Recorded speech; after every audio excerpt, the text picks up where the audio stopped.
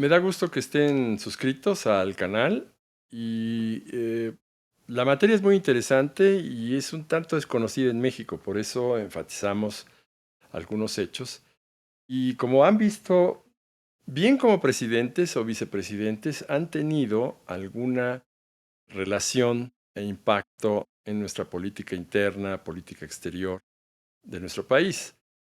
Andrew Johnson fue el primer vicepresidente en sustituir a Abraham Lincoln, que fue asesinado.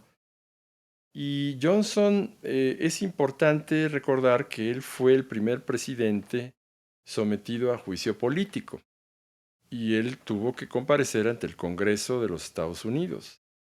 Esto es interesante porque fija un estándar, un ejemplo que México ha olvidado. En nuestro país los presidentes son irresponsables políticamente.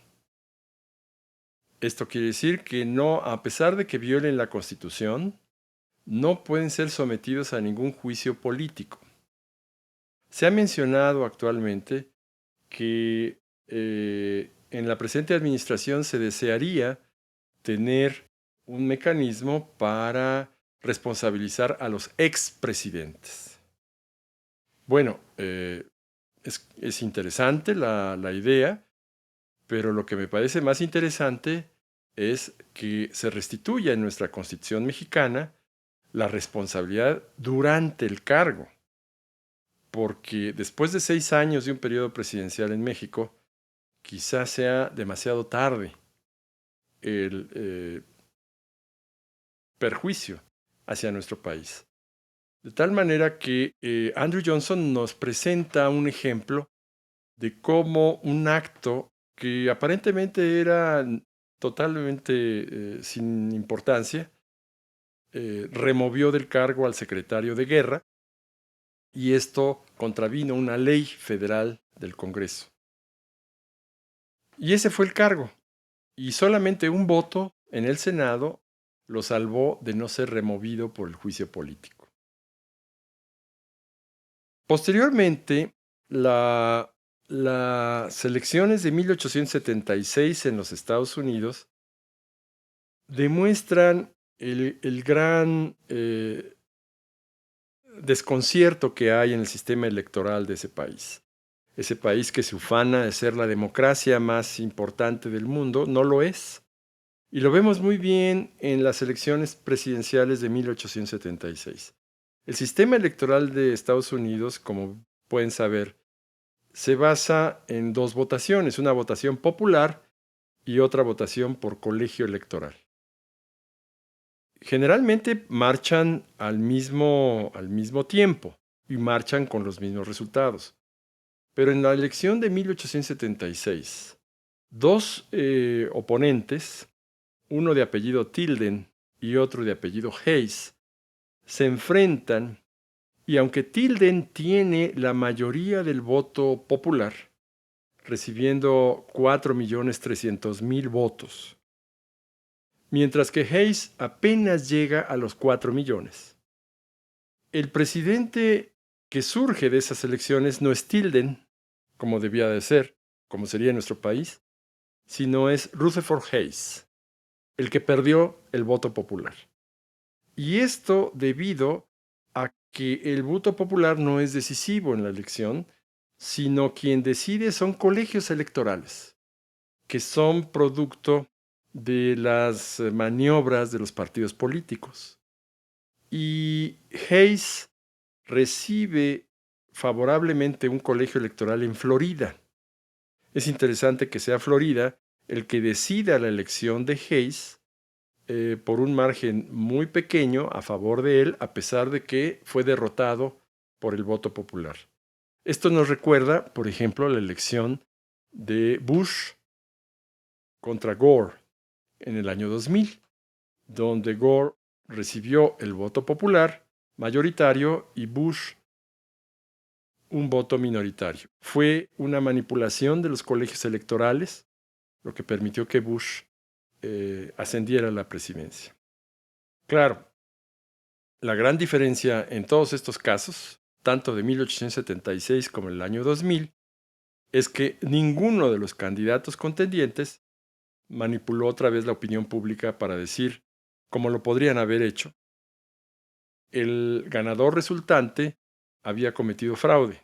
Esto lo enfatizo porque Donaldo Trump es el actual presidente y él está sistemáticamente acusando de fraude electoral a Joseph Biden por una manipulación que todavía no se ha dado, si es que está maquinándose, porque todavía no ha habido elecciones. O sea, Trump ya está descalificando las elecciones. Esto nunca se ha dado en el sistema electoral de los Estados Unidos.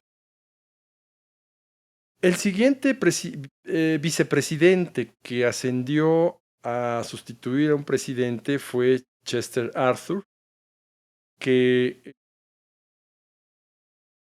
una persona pues no muy cuerda asesinó al presidente James Garfield en 1881. Y el motivo de su ira, de la persona que se apellida Guiteau, fue el que no le otorgó el cargo de cónsul en Europa que quería. Y en una exposición universal, Guiteau mató a quemarropa a James Garfield, subiendo entonces Chester Arthur en 1881. El siguiente caso en donde un vicepresidente sustituye al presidente, también en esta ocasión por asesinato del presidente en turno, fue el caso de Theodore Roosevelt, que es más oído en nuestro país. Theodore Roosevelt sustituye al presidente asesinado William McKinley en 1901. Y Roosevelt no puede ser más que equiparado a John Tyler, aquel primer vicepresidente que sustituye a Harrison. Porque Roosevelt, lo más parecido a una figura pública, yo diría con todo respeto que se parece a Tarzán, se creía Tarzán. Su política interior de preservación de las especies, de conservar el Parque Nacional de Yosemite, contrastan mucho con su actitud envalentonada para matar hipopótamos, elefantes. En sus casas había pieles de jaguares, leopardos, etcétera, ahí tiradas, cabezas de búfalos colgadas en su sala, etcétera. Y Roosevelt, el vicepresidente que asciende al cargo, resuelve declarar la guerra a España en 1898 y es España que pierde a raíz de esa guerra Cuba, Filipinas y gran parte de sus posesiones en América y en Asia. Ahí está el impacto de Roosevelt, no en México, pero uno se pregunta si con esa actitud envalentonada, ya después de haber tomado Cuba, pues no se sigue de largo contra México. Entonces son personas de cuidado. Posteriormente viene la presidencia de Woodrow Wilson. Woodrow Wilson no fue sustituido por su vicepresidente, pero es importante recordar que Wilson organizó una invasión a México durante la Primera Guerra Mundial porque sospechaba que México estaba en negociaciones con Prusia y en consecuencia no podía permitir, como buen imperio que se sentía, que México tuviera negociaciones con los enemigos de Estados Unidos. Otra cosa interesante de Wilson es que en virtud de que Francisco Villa invadió, eufemísticamente claro, el pueblo de Columbus, Nuevo México, y mató a 18 americanos,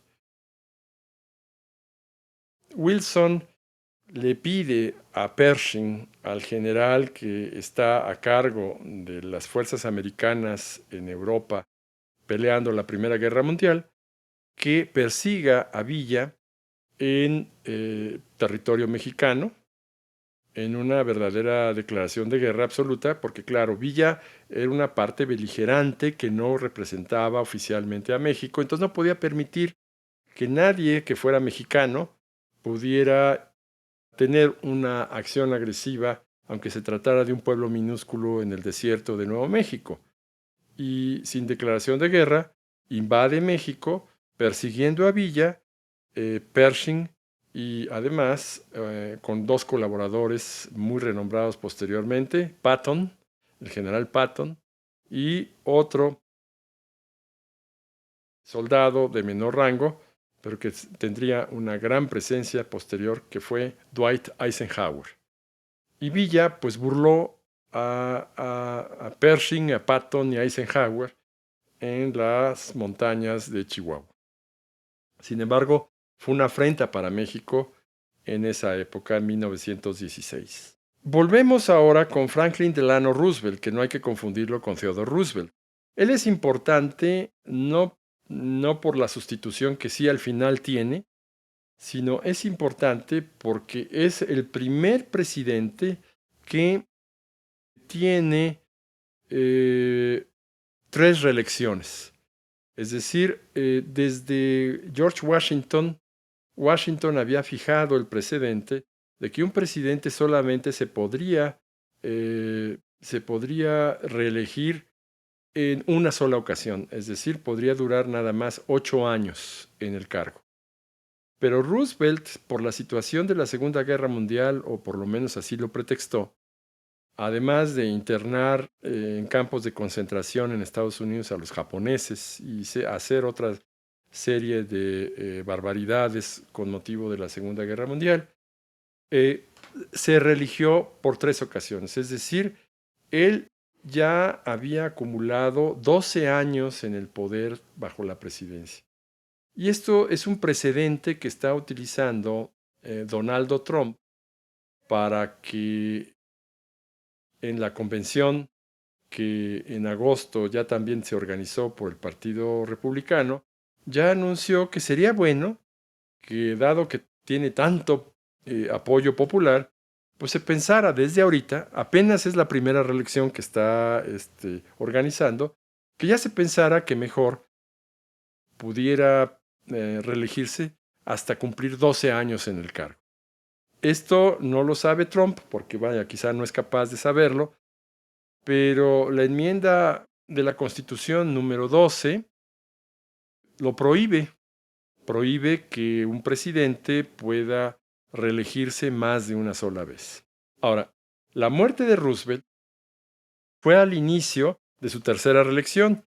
Esto quiere decir que el vicepresidente que seleccionó para esa reelección subió al cargo como presidente de Estados Unidos. Y aquí notamos cómo un presidente de Estados Unidos puede tomar decisiones drásticas, muy radicales, que podrían en un momento dado poner en peligro al mundo. Me refiero a que Harry S. Truman, el vicepresidente, sustituye a Roosevelt, y Truman es el que manda la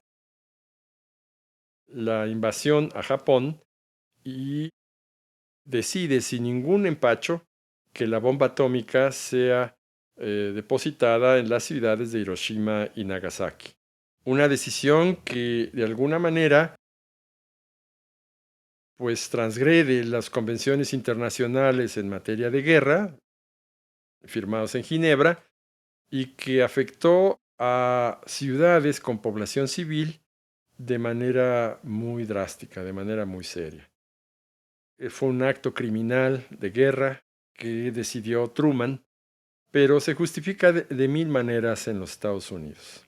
La penúltima sustitución de un vicepresidente se dio en 1963, cuando Lyndon Johnson sustituye al asesinado presidente Kennedy. Johnson tiene un lado oscuro de su presidencia porque continuó la guerra con Vietnam cuando tomó el poder. Digo continuó porque esta guerra tiene orígenes, como se descubren en los papeles del Pentágono, tiene sus orígenes desde Dwight Eisenhower en los años 50, y Johnson resuelve continuar con la guerra de Vietnam con gran impopularidad para el pueblo de Estados Unidos, que lo obligaron a presentarse ante las armas en contra de su voluntad, porque era un deber del ciudadano defender la seguridad nacional de los Estados Unidos. Pero alejando este lado oscuro, el vicepresidente que se convierte en presidente, Lyndon Johnson, es recordado también del lado amable, porque establece una política de derechos humanos y de seguridad social muy importante en los Estados Unidos, y la política se le llamó la Great Society, la gran sociedad. Y en esta política se privilegiaron los derechos humanos de los afroamericanos y por supuesto que Johnson colaboró incluso para el nombramiento del primer ministro angloafricano a la Corte de los Estados Unidos, Thurgood Marshall. Finalmente, el último vicepresidente que sustituye a un presidente fue Gerald Ford en 1974. El capítulo es muy humillante para la presidencia de los Estados Unidos porque Ford sustituye a un presidente en desgracia, alcoholizado totalmente por los problemas, que fue Richard Nixon. Nixon, que había sido un vicepresidente muy activo bajo la presidencia de Dwight Eisenhower, llega a la presidencia y después de ser derrotado por Kennedy, al cual asesinan, logra en 1972 su reelección como presidente. Pero en el ínter de la reelección se descubre un gran escándalo que fue motivado por el presidente en turno, que era Nixon, a una labor de espionaje en las oficinas del Partido Demócrata en Washington, que se conoce como el escándalo de Watergate. Watergate provoca la caída de Richard Nixon porque es obligado a renunciar, ya que las pruebas en el caso de Watergate lo señalaban claramente como culpable y organizador, como mastermind, como se dice en ese país, detrás de la labor de espionaje en Watergate. Los demócratas presionan a grado tal que tiene que renunciar y es el primer caso de un presidente que renuncia al cargo. Todos los demás presidentes habían fallecido por causas naturales, habían sido asesinados, y este es el primero, Richard Nixon, en 1973-74, que tiene que renunciar. Obligado por las circunstancias, porque no renuncia así fácilmente. Y el vicepresidente fue Gerald Ford. Ford fue un republicano convencido y tapó, digamos, la salida de su antiguo jefe Nixon cuando firma como primer acto de la presidencia un indulto. Como saben, el indulto es un perdón que dan los presidentes de los países para exonerar de cualquier responsabilidad al presidente en turno. Aquí lo interesante es que Ford indultó cuando todavía no se había declarado la culpabilidad de Nixon. Entonces, al indultarlo Ford, esto significaba que Nixon era culpable y que lo aceptaba y que por lo tanto, para evitar que Ford tuviera un problema posterior, decidió de antemano indultar. Esta es la historia de la vicepresidencia a grandes rasgos y sus repercusiones en México y la política exterior de Estados Unidos hacia México, que es un antecedente muy interesante. Espero que continúen, por favor, viendo estas cápsulas dentro del programa y podamos continuar tratando sobre la ideología que sostienen las convenciones partidistas de los demócratas y los republicanos en agosto del 2020. Gracias.